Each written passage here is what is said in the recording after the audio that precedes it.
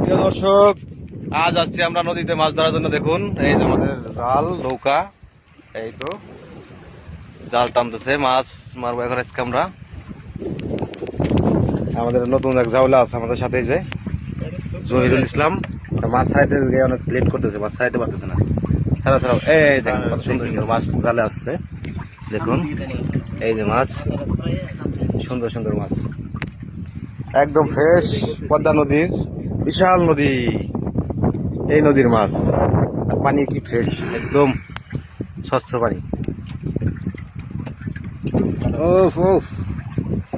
সেই সুন্দর মাছ, দেখে মনে হইতেছে এখনই কাঁচা খাইবেনি।